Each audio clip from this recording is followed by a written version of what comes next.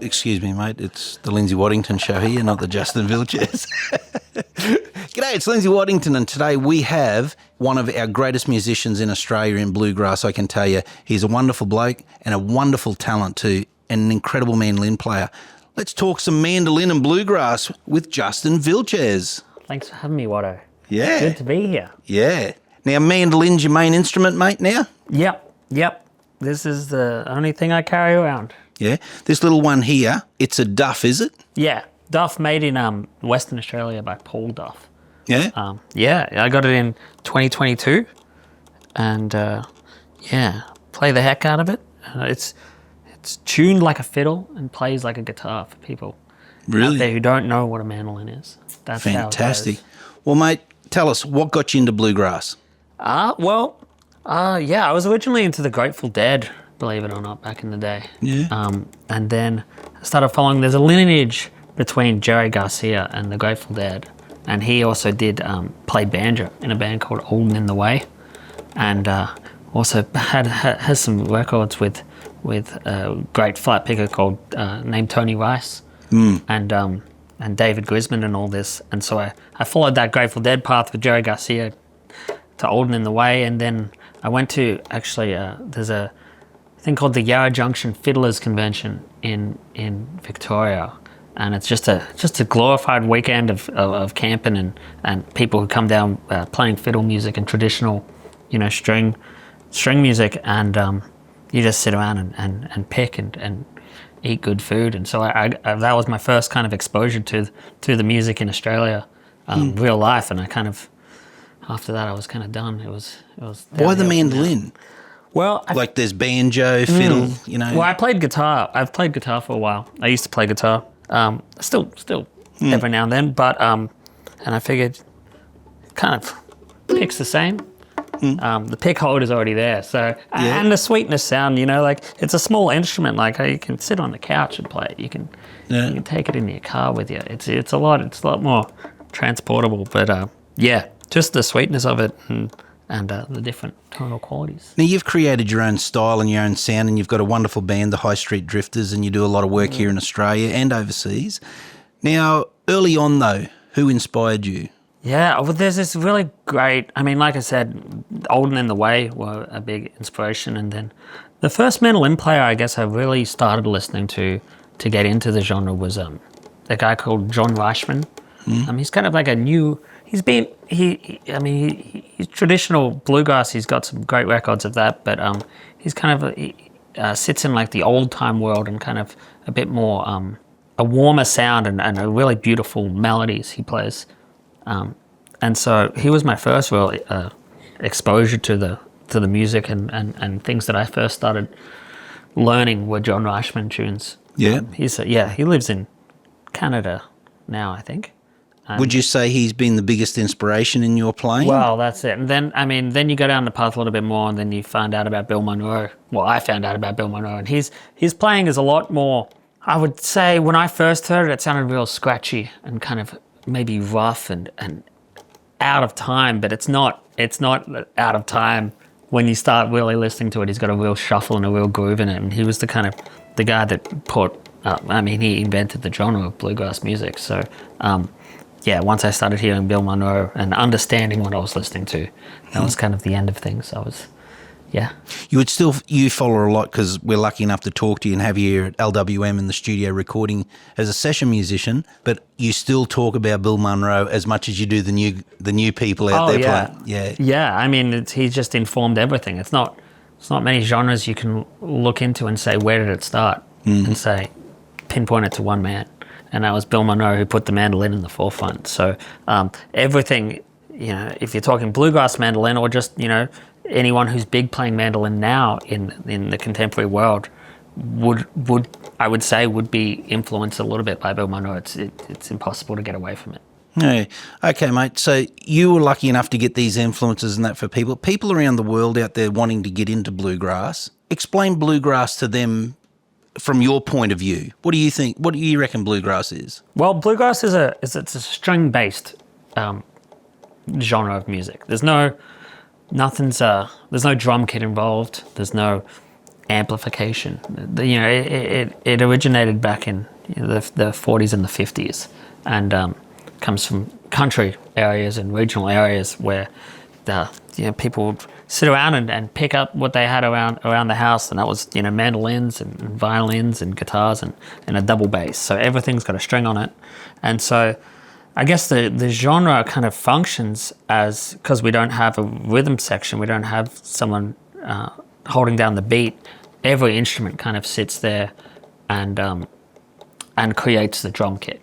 So like the mandolin is the snare drum. Yep. In that situation, I play on the 2 and 4. 1, 2, 3, 4, 1, 2. And the bass is on the 1 and 3. So you kind of get that kick snare thing going. And then all the other instruments kind of fill in around that and make it. And it's a really cool, I fell in love with it because it's you can really move with the music. Everyone's a part of that drum kit. Everyone's moving it forward. And so the energy is really, depends who you're playing with. You can really push and pull the time and see how you interact with not just, the guitar player and when they're taking a solo, but interact with the kit, I guess, and the timing of individual people, which is really fun.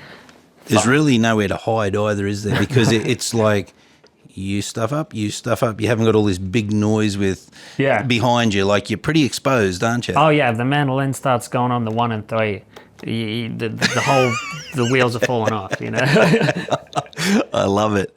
Do you still play traditional bluegrass now, or you've sort of morphed into a lot of original stuff and you're moving, or do you feel that your act with what you're doing, it's still very traditional and you're sticking to the traditions you learn? Yeah, well, the Drifters definitely still play a bunch of traditionals. Like me and Daniel, guitar player. Yeah, he wonderful player. Yeah, killer bluegrass flat picker and singer.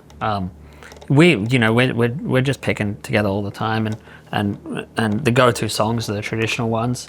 But when we're writing, we're kind of influenced by more modern day, bluegrass people, and also people outside of bluegrass. And we're so blessed to kind of be exposed to all these different types of music. So we kind of take the traditional stuff and try to move it forward in a way, write our own songs informed by where the music's been, but also trying to push it forward somewhere that it hasn't been, especially in Australia. We're so far away from Kentucky where the music started in the States. So we've got our own voice down here, and it's real fun to explore that kind of new path going forward. Yeah, that's excellent. Yeah. Do you find, because you and Daniel are working together a lot, you find it hard, like just say you had to go and play with somebody who plays guitar upside down? Yeah, just say I do that, yeah. That was funny hearing you, like when I was playing something, you're like, what is going on there? Yeah, things are all backwards.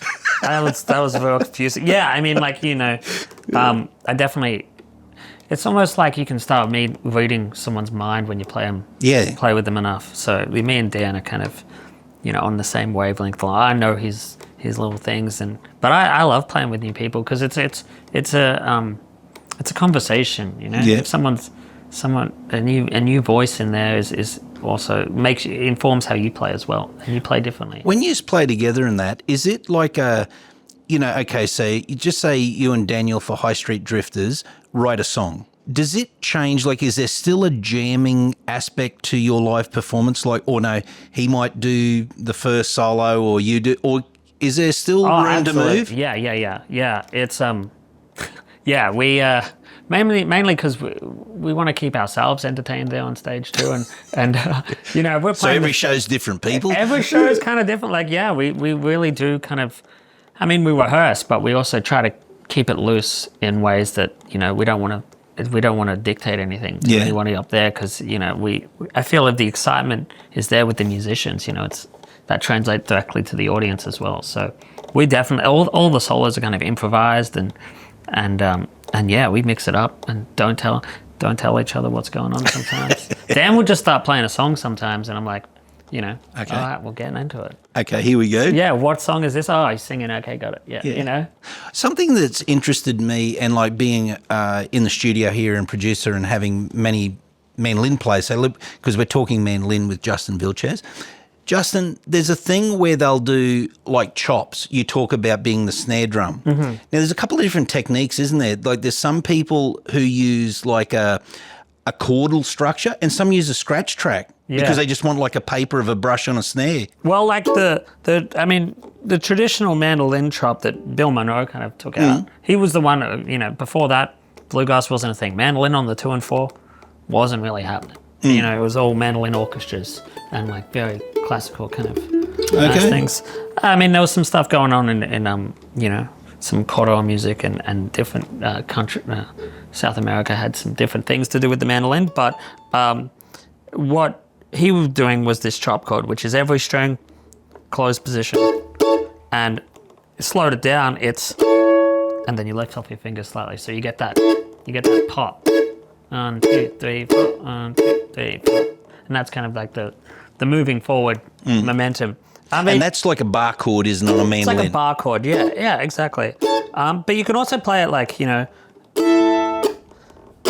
if you want a more open sound, you start doing the chop with your pinky finger. So 1, 2, 3, 4. My pinky finger's doing that chop. And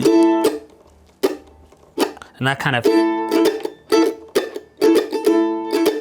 You can kind of get some halftime stuff going on. So then people have gone from that where it's sort of half scratch track, half chord, to some of them just do like a scratch.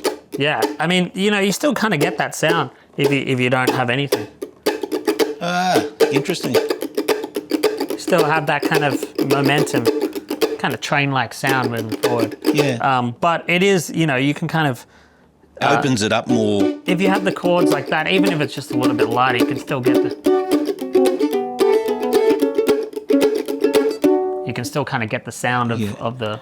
I think a lot of things we do the scratch rhythm for is because there is a kit.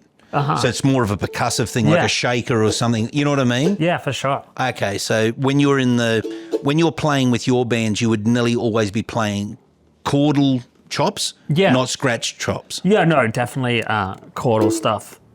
Just because, I mean, when I'm playing in the Highstreet Drifters, I'm keeping it tight. There is no snare drum, so unless it's like, sometimes I'll put some things around it. The same thing with a drummer kind of just on brushes or something. But I've got to really be on that with 2 and 4. That's my main job. If I'm not on that, then things aren't moving forward. That's spectacular. So something else, you're probably the man to talk to as well. Just your opinion. This is Justin's opinion, and we're just talking, so don't hound him down and give him hate mail or anything like that. But I will give you his email if you do want to. Stay away from me.